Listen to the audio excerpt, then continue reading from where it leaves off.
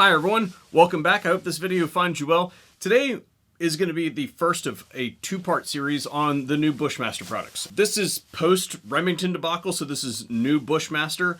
So they basically had to start from scratch, which, if we're completely honest, is probably the best thing for the consumer anyway. But if you got to revamp, then you might as well go at it, right? So today is going to be a piece on their cans, and then next week we're going to publish something on one of their new rifle builds. To introduce, this is the Bushmaster MUTA, which I thought was an attempt on a play on words on mute, but it turns out that it's actually a type of snake, a particularly venomous type of snake. So now that some learning has occurred, this thing is offered in both 30 cal and 5.56 variants, both of which we have here, and I'll have all the specs on screen for all you nerds out there.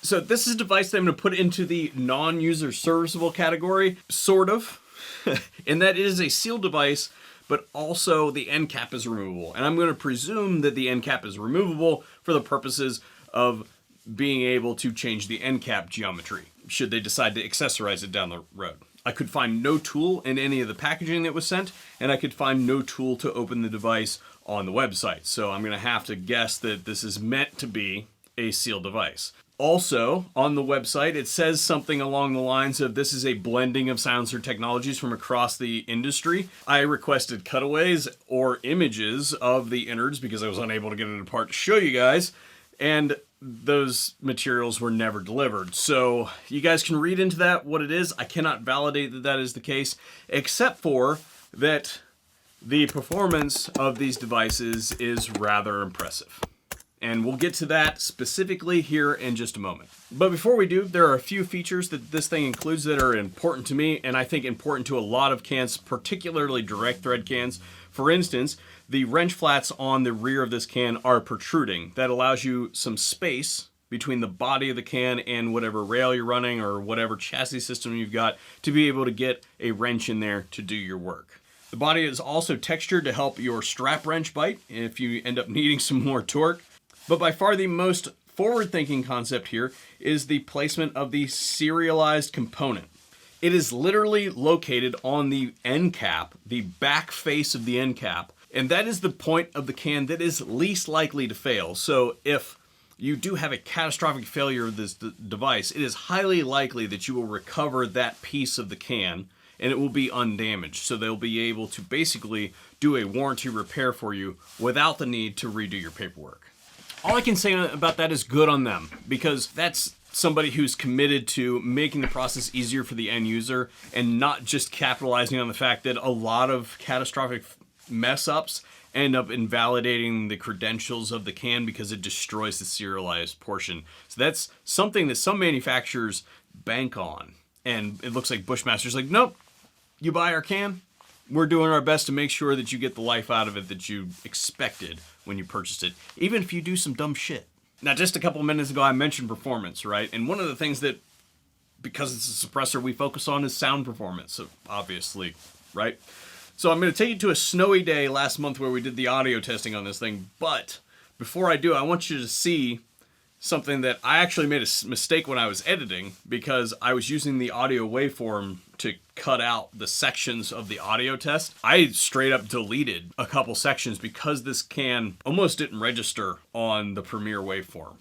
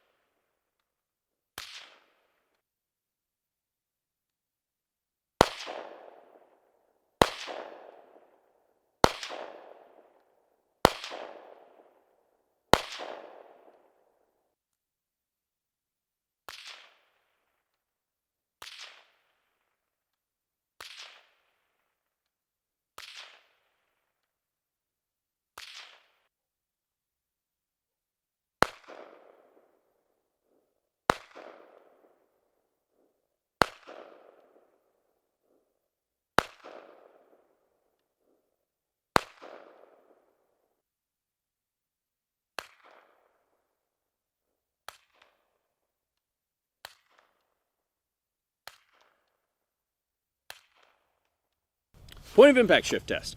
And this is one of my favorite tests because I have an excuse for my groups to look like crap, and a lot of people don't do it this way. And I think that we got something different going on here. So the reason that it's different is because I like to use one caliber less for the bore of the suppressor. So this is a 5.56 can. We're using the F17X today, which is in 17 WSM, which is one of my favorite calibers, and any excuse that I give here going forward is really just a fancy way to say that I wanted to shoot my F17. That aside, the reason that I like to use one caliber less is because it takes alignment out of the equation. So we know if the can is properly aligned and we aren't coming too close to a baffle, we don't actually have to touch a baffle, we just have to get super close to it inside that range of the manufacturer's built into it. If you have properly aligned your can, you should see similar performance to this out of any caliber that this thing is rated for. So without further ado, oh, one more thing. Normally we would do unsuppressed first and then compare the suppressed group, but because this is a direct thread can, I had to set the rock set up on this thing 24 hours in advance, because direct thread cans tend to want to back themselves off if they're not properly set into place, and this one, being a direct thread can, needs to be set into place. So you can get away with that if you're running QDs most of the time. So let's go ahead and shoot the unsuppressed group, and then we'll maybe be able to get the can off the end. And also, the sandbag that I normally use for this sort of thing is frozen solid and frozen under a foot of ice right now. So we're going to be using a not so good rest. So another excuse for my groups to suck. Here we go.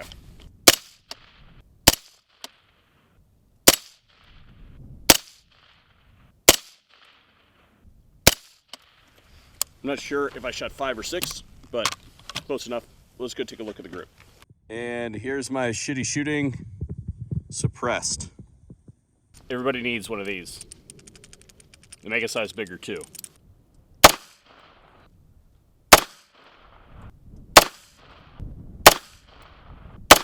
This time I actually counted. That was 5. And here's the second group.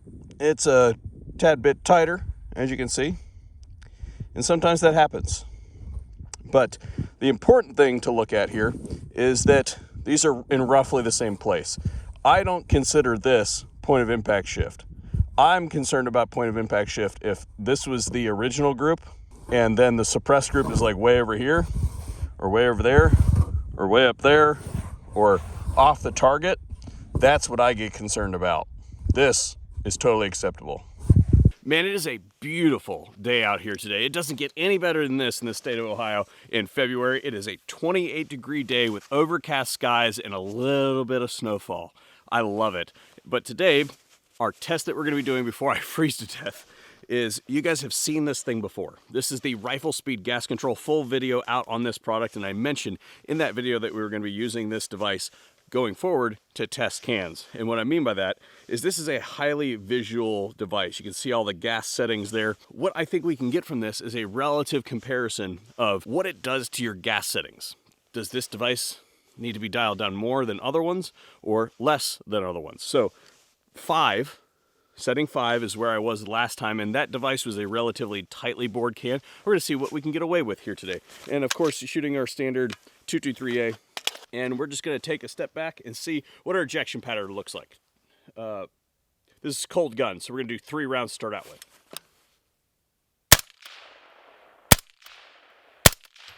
And it looks like we have a perfect ejection pattern.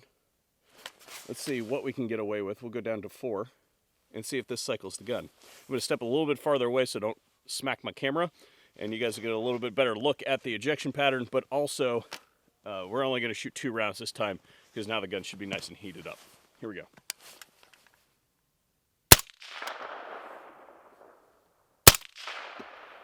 Ooh, I think that's better, boys and girls. I think that's better. We've got a 4 o'clock ejection. Can we get away with setting 3? Ooh, I don't think so. That's relatively weak ejection.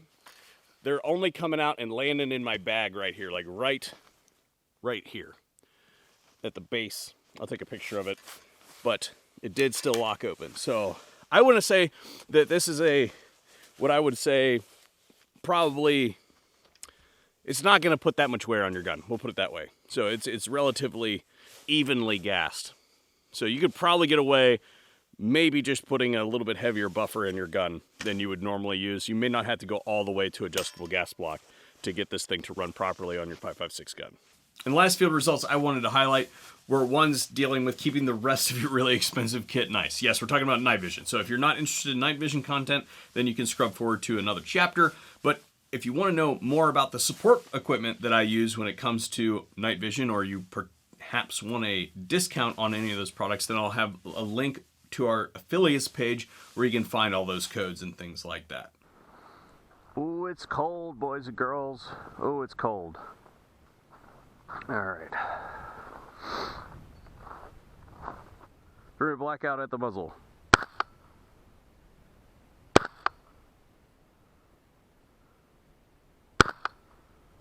.300 blackout, muzzle unsuppressed.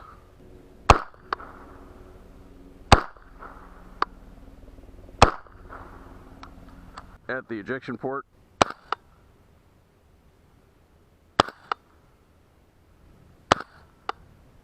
.300 blackout, ejection port unsuppressed.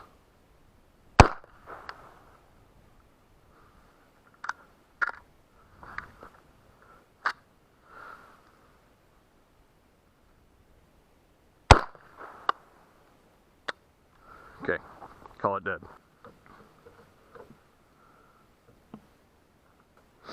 5.56 at the muzzle.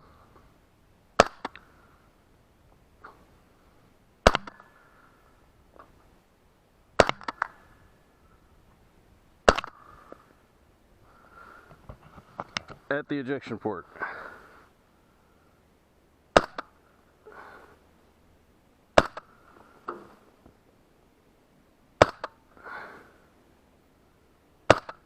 .556 unsuppressed at the muzzle.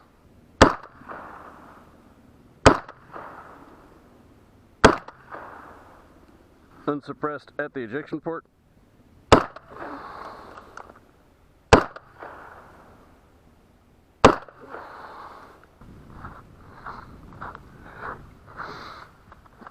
Ooh.